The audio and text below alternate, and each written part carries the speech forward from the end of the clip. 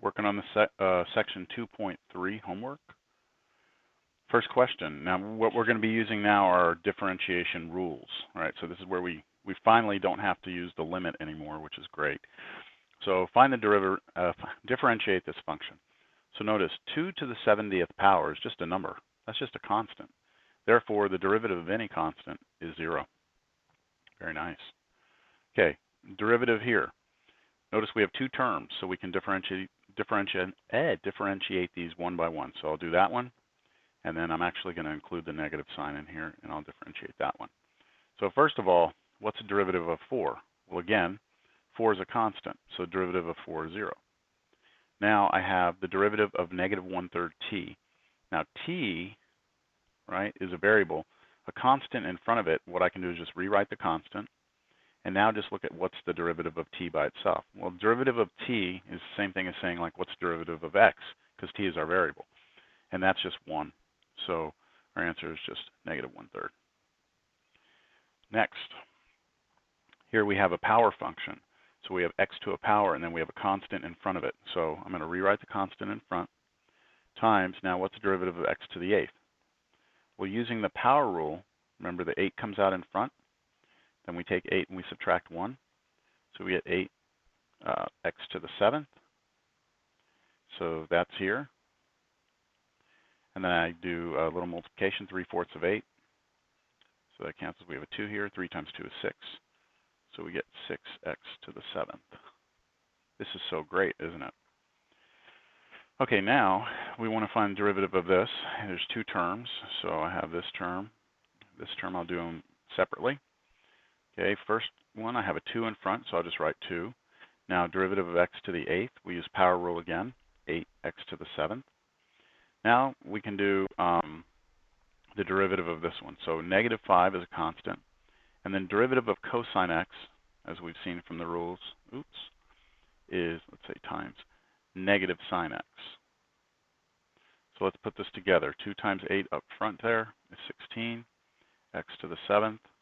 And then we have minus and negative 5 times negative sine x. Negative and negative gives us positive.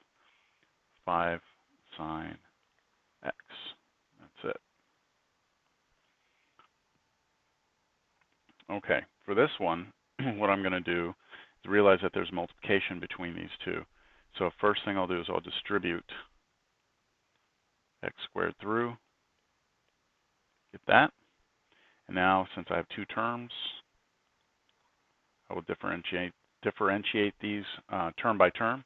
The derivative of x squared is power rule, so 2 comes out in front. Reduce the power by 1, so it becomes x to the first power. Negative 2 is a constant. Then I take derivative of x cubed. It's power rule. 3 comes out. Reduce power by 1. And now just clean this up. 2x, and then 2 times 3 is 6, so minus 6, x squared. There we go. Now, next one, again, we have a constant in front, 2, and then t to the negative 3/4, that's power rule. So negative 3/4 comes out in front. T to the negative 3/4, I take 1 away. When I take 1 away, I need to rewrite that 1 as a fraction, 4 over 4. And now that these have the same denominator, I go negative 3, take away 4, that's negative 7 over 4.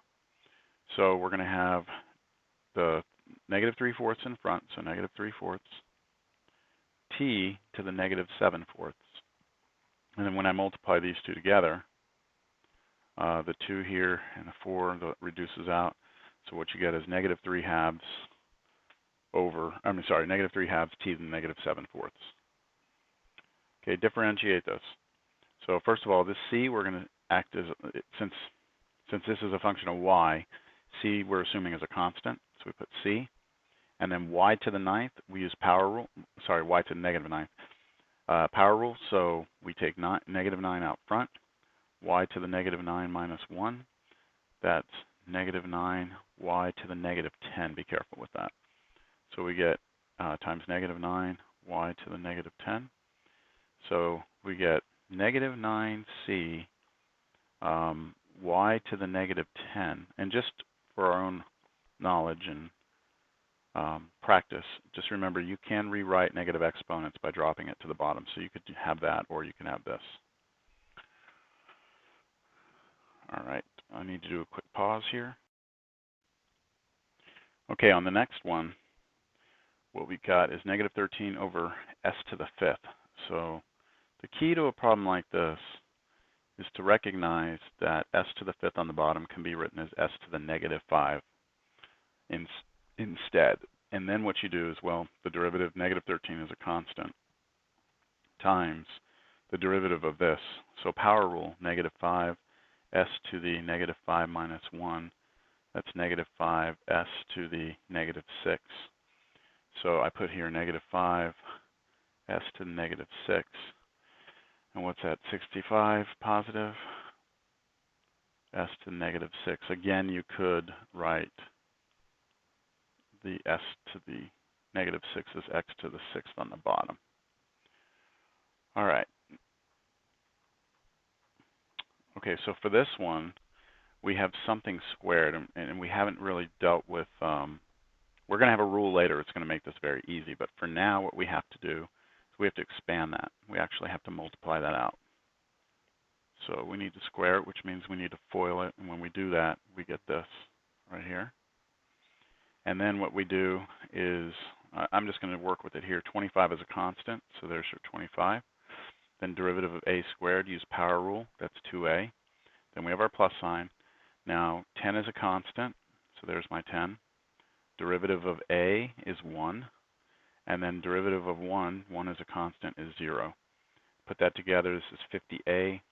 And then 1 times 10 is 10. Okay, same thing here. We're going to distribute through here. Now, before I do that, let me rewrite it. Square root of x is the same as x to the negative, or I'm sorry, x to the 1/2. Very important that you realize that.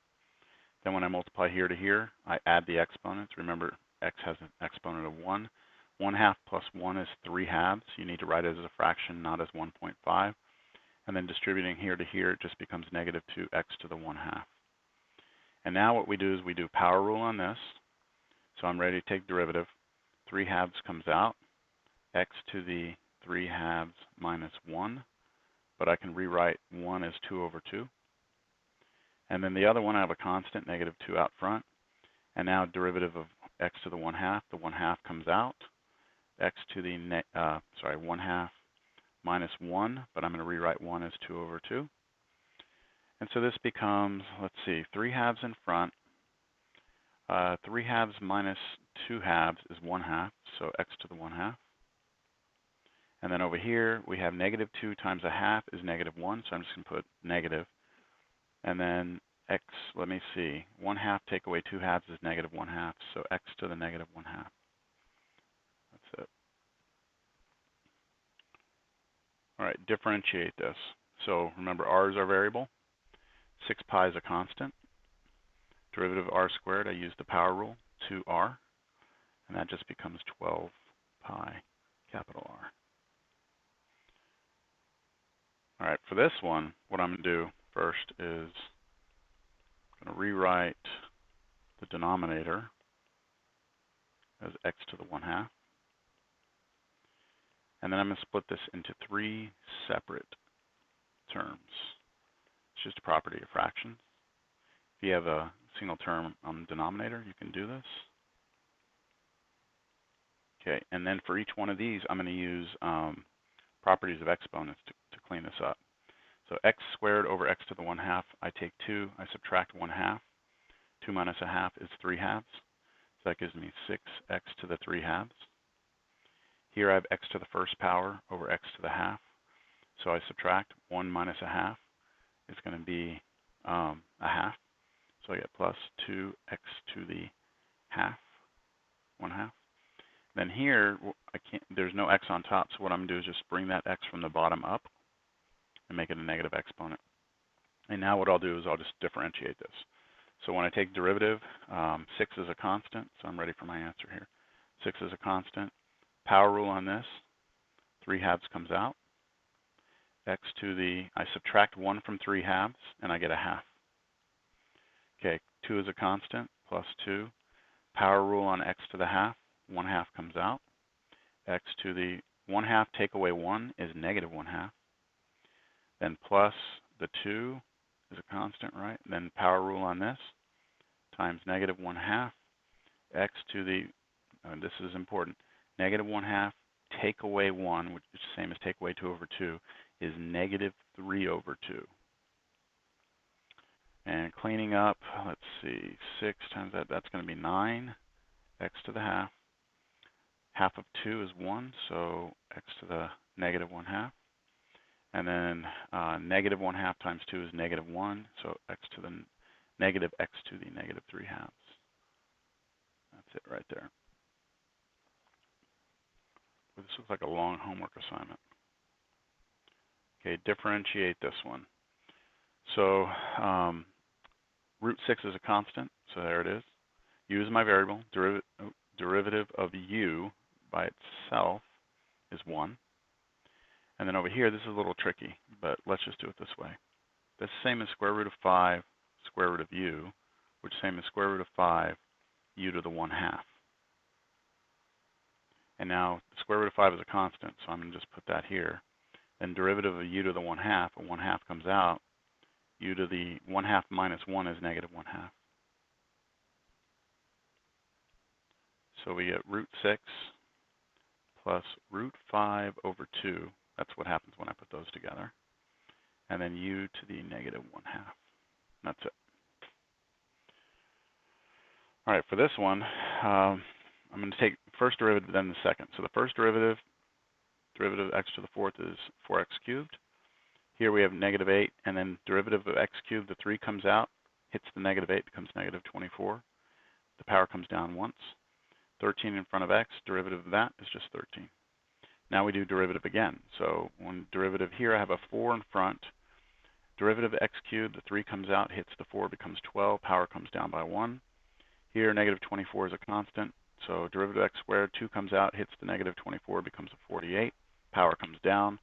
And then derivative of constant is 0. So derivative of 13 is 0. It's gone. All right, so this one is somewhat interesting.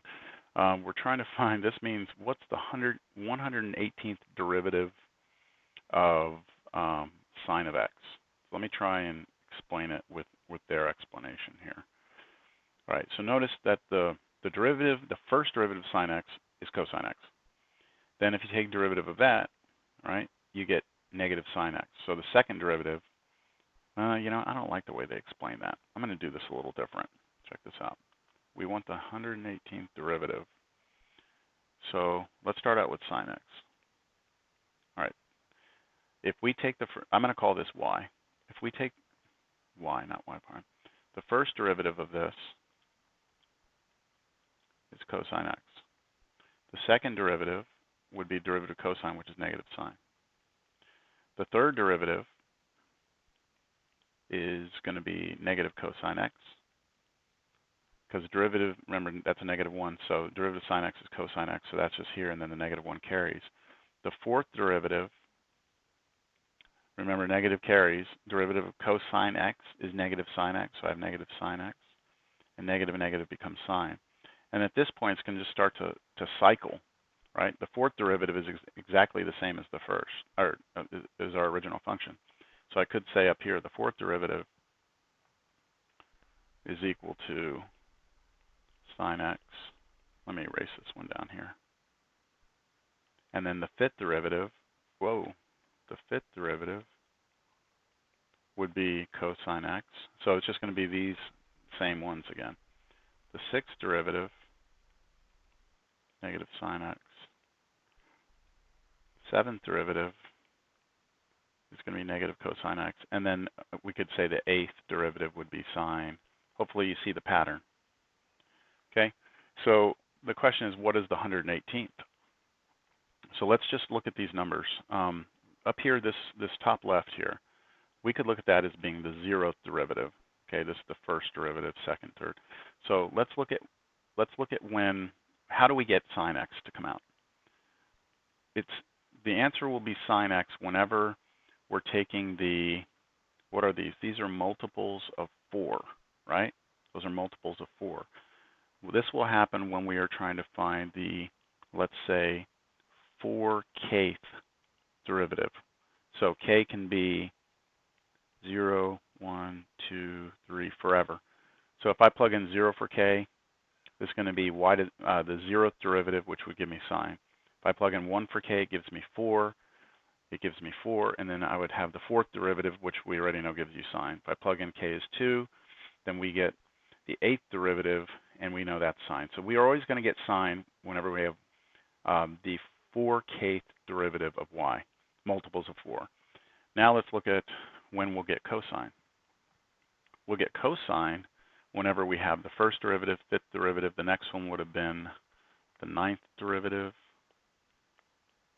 So those are multiples of 4, but plus 1. It's always one more, right, than the multiples of 4. So we will get cosine to come out if we take the 4k plus 1 derivative. And again, k is 0, 1, 2, 3, 4. And then similarly, we'll get sine x if we take the 4k plus 2, because the second derivative and 6th derivative, and the next one would have been 10th derivative. Those are all multiples of 4 plus 2, right? And then the last possibility, negative cosine x, happens when we take the 4k plus 3 derivative. So those are all our multiples of 4 plus 3. So 3, 7, and the next one would have been 11 are all multiples of 4 plus 3. The question is, which of those lists does 118 land in? Well, it can't be this list or this list, because those are all odd numbers. So the question is, does 4k give you 118? Is there a k that makes that happen? Or does 4k plus 2 give you 118? So if I try and divide 118 by 4 for this one, right? If you try and divide 118 by 4, you get 29.5. So this would mean that k has to be 29.5. But wait a minute, we said k was going to be integers, so it can't be that. Let's try this one. Subtract 2 on both sides. And then now divide 116 by 4, and you get 29. So there looks like there is a k, right, 29, which does appear in this list, that would give us 118, exactly if you take 29, right? So the point that I'm making is that when you do the 118th derivative, that's the same as having k be 29, which means that you're going to be in this list right here. So the answer should be negative sine x. Now, if we go back to their explanation, it's not as obvious, okay? They do say it kind of here, but that's not as obvious, hopefully, as what I did. Okay, let's look at this next question. For what values of x does the graph x plus 2 sine x have horizontal tangent? All right, very important problem here that you understand how this works.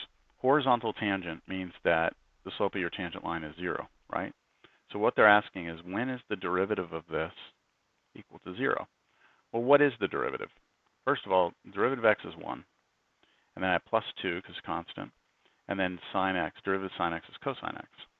I want to know when that's 0. This is just an equation, okay, a trigonometric equation. It's a pre-cal problem. I can subtract 1 from both sides, and then I can divide both sides by 2. So what I'm trying to figure out is, where is cosine of an angle negative 1/2? Now, do not get on your calculator and try and figure this out. This is better if you understand it off the unit circle. Remember, on the unit circle, you had all these important angles, right? And then for every angle, there was a point, right? Root 3 over 2, 2 1/2, and then this one was root 2 over 2, root 2 over 2, and then I could keep going. When we say that cosine of an angle is negative 1/2, what we're saying is that the x-coordinate, oh, you know what, I'll add one more in here, 1/2 root 3 over 2. When you say cosine of an angle is negative 1/2, what we're saying is we need to find the angle where our x-coordinate, okay, cosine corresponds to the x-coordinate. Where's the x-coordinate? Negative 1/2. And that actually happens here and here. Okay, this one's, oh, that was negative root 3 over 2. Negative 1/2 root 3 over 2. So what are those angles? Well, this is, let's see, we have 90 degrees plus 30 degrees is 120 degrees. And then down here, this is 270, but you take away 30, so this is going to be 240. So what are those angles in radians? So this one up here, 120, is the same as 2 pi over 3. And then this one right here is 4 pi over 3. So what we need here is we need our x value, right? I'm going to go back up here. We need our x value, which is the angle, to be this or this. But remember that with angles, I could rotate 2 pi over 3. That would take me here. But I could go all the way around again, add some full rotation. I'd be there again. And I could add another full rotation, be there again. So what we say instead, we want to get all the solutions. We say that that angle x has to be 2 pi over 3 plus 2 pi n, which means any number of rotations, full rotations from that angle. So that would be one set of our general solutions. There's infinitely many answers there. Here, n is just an integer. N is an integer element of what we say script z, double struct z, means integers. You don't need to include that in your answer. And then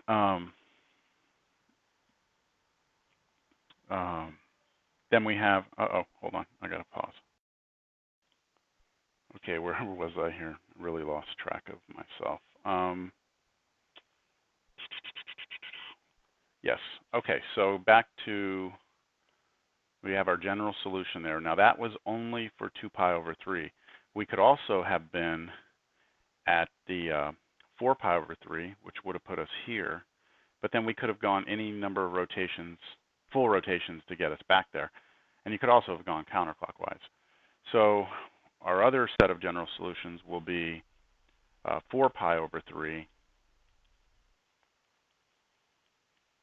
plus any number of revolutions.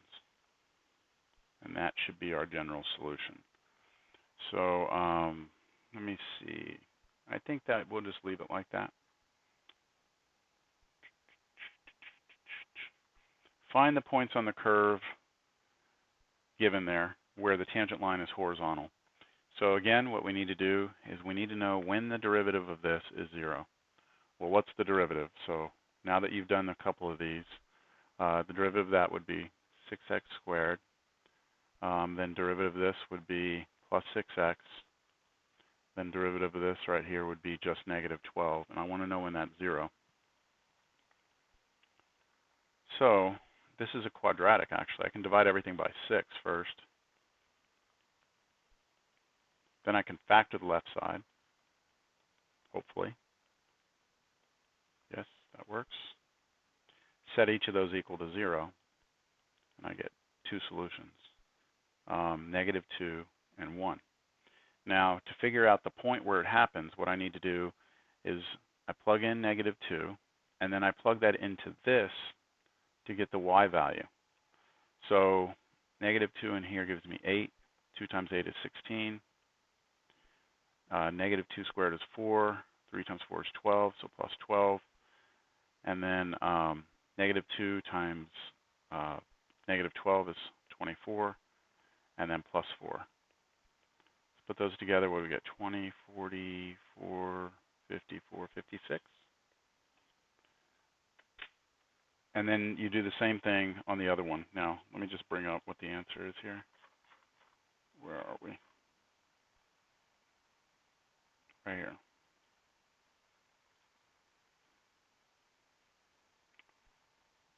Did I plug in something wrong here? Let's see, let me try this again. Negative 2 in here gives you negative 8. Oh, negative 8 times 2. Oops. Let me fix that real quick. Negative 16. All right, so when you put those together, let me see. Negative 16 and 4 gives me negative 12, and then put that together with 12, you get 0 and then 24, so that should be 24. Then when you plug in 1 into this, 1 should be easier. 2 plus 3, 6, plus 4 is 10, take away, so negative 2. Is that what we had? Oh. We have negative 2 there. What? Negative 3, what the heck, man? What the heck? Okay, plugging in 1 here, we get 2. 2 plus 3 is 5. 5. Did I say 6? I said 6. My goodness. I got way too distracted here. I apologize because I have, things going on in my house right now and phones ringing in the background. I'm making excuses. That's all I'm doing. All right, so show the curve, blah, blah, blah, has no tangent line with slope 3. All right. So what is the derivative of this thing? First of all, the derivative, which is the slope tangent line, is 24 using power rule, right? 24x squared. And then derivative of this is just plus 6. Derivative of this is 0. So derivative of that is 0. So I want to show that can never be 3. So 24x squared plus 6. I want to show that can't be 3. So let me try and solve that. If I move the 6 over, I get negative 3. I get 24x cubed equals negative 3. And basically what I'm saying is that I take 24 and multiply it by something squared and I get a negative number, and that just can never happen, right? Even if I divided both sides by 24, what we're saying is something squared is negative, and that's not possible if we're dealing with real numbers. It can happen if we have imaginary numbers, but we don't deal with imaginary numbers. So since x squared has to be a positive number or at least 0, that can't happen. That means that it's impossible to get a slope of 3. So find the equation of the tangent line to the curve find an equation of the tangent line to the curve, this curve, that is parallel to the line y equals 3 plus 3x. So let's talk about this. This line right here has a slope of 3, right? It's a line, so the slope of that line is 3. What I want to show is that there is a tangent line somewhere on this curve that has a slope of 3 also, which means they would be parallel. So what is the derivative of this? Well, remember, that's x times x to the 1/2. That's x to the 3/2. So derivative of that would be 3/2 x to the, I subtract 1, I get 1/2. That's the same as 3/2 square root of x. So again, I want to know when 3/2 square root of x, since that's the slope of my tangent line on that curve, I want to know when it's parallel to this, so I want to know when that's equal to 3. So I multiply both sides by 2, I divide both sides by 3, I get square root of x equals 2. And then I square both sides and I get x is 4. So it looks like at x equals 4, this happens. So it's saying find the equation of the tangent line. Well, I already know the slope of this line. I already know the slope of it is 3. And I need a point now. Well, the point that it happens, we said, is x is 4. And if I plug 4 in up here into this, I should get my y coordinate. So that's 4 times the square root of 4. Square root of 4 is 2. So 4 times 2 is 8. So the equation of the tangent line is y minus 8 equals slope x minus x1, which was 4. And then you can move things around and solve for y if you'd like. All right, I think for this one, I'm going to have to maybe zoom out a little bit. Okay, where does the normal line to the parabola y equals x minus x squared at the point 1, 0 intersect the parabola a second time? Okay, where does the normal line to the parabola y equals x minus x squared at the point 1, 0 intersect the parabola a second time? So this is kind of an interesting problem. First of all, geometrically, let's just see what we're trying to say. Look, we have this tangent line, right, on this curve. And here's a tangent line right here. Here's a tangent line right here. Here's a tangent line right here. So there's also what we call the normal line, which is this one. And we want to know where it would hit the graph. Okay, so where's the point of intersection? Here's the normal line. where does it hit the graph? Here, normal line, where does it hit the graph? Over here, normal line, where does it hit the graph? So the normal line is always perpendicular to the tangent line. So the way I'm going to do this is as follows. First of all, let me find the derivative. That'll give me the slope of the tangent line. Derivative of this is 1 minus 2x. What is the derivative at this point?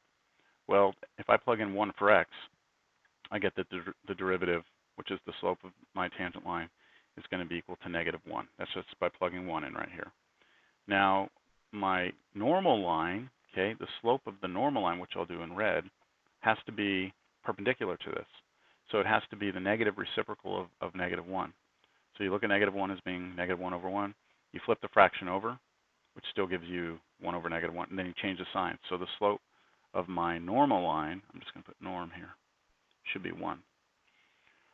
So if I know the slope of my normal line, and I know the point at which I'm actually on the graph, where the tangent line was, then I can come up with the equation. The equation is y minus 0 equals 1 times x minus 1. That's just y equals x minus 1.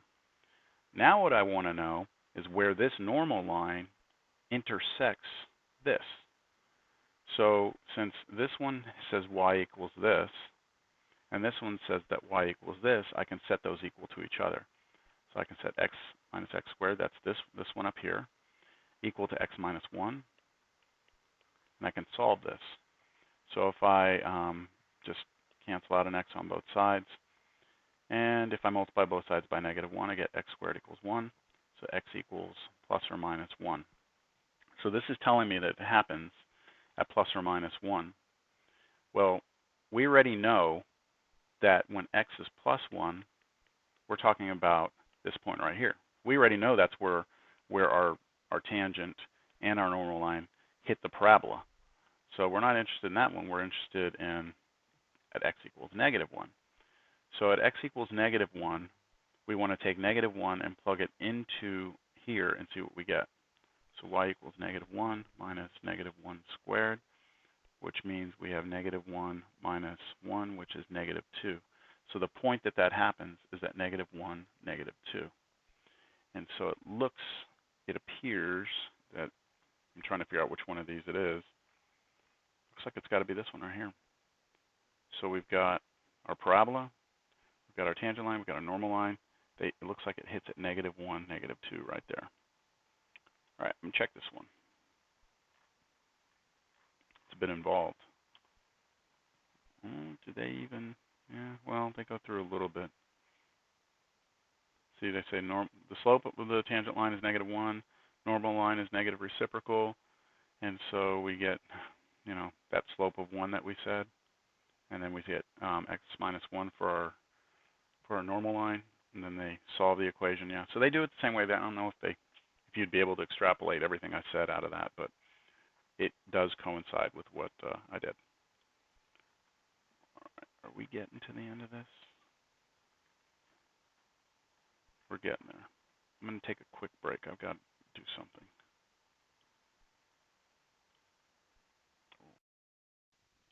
Okay, finishing off this section here. The equation of motion of a particle is s equals t cubed minus 12t, where s is in meters and t is in seconds. Assume t is greater than or equal to 0. T is kind of like time here. So you got some particle moving. Find the velocity and acceleration functions. So what we need to realize is that velocity is equal to the first derivative, and acceleration is equal to the second derivative. So what's the first derivative of this? It's 3t squared minus 12. What's the derivative of that? 6t. So the acceleration, after 3 seconds, we just plug 3 in right here for t, and we get 18 meters per second squared. Find the acceleration when the velocity is 0. This is a little tricky. Okay, first of all, when is the velocity 0? So we take the velocity function, we set it equal to 0, move things around. You get t squared equals 4, so t equals plus or minus 2, but remember t has to be positive, so just 2. So that means that our velocity is 0 at t equals 2, and then if we take 2 and plug it into the acceleration, we get 12. So we know that the acceleration is 12 meters per second squared when the velocity is 0. All right, last one. A spherical balloon is being inflated. Find the rate of increase of surface area with respect to radius, where r is each of the following. So what we have is this. We know the surface area of a sphere is this. So our S, our surface area, depends only on the radius. So I'm looking at the surface area as a function of r. And so if I want to know the instantaneous rate of change, right, the rate of increase of surface area, that means I want to know what S prime is. So the derivative of this is going to be, well, 4 pi is a constant, and then r squared is a power function, so the derivative of that is 2r. This is 8 pi r. And that's the instantaneous rate of change of the surface area in terms of the radius. So if I want to know what's happening at 3 feet, when the radius is 3 feet, I plug in 3 for r, I get 24 pi. If I plug in 6 feet, 8 times 6 is 48, so I get 48 pi. And I plug in 7, I get 56 pi. So we've got our answers right there. All right, that's it.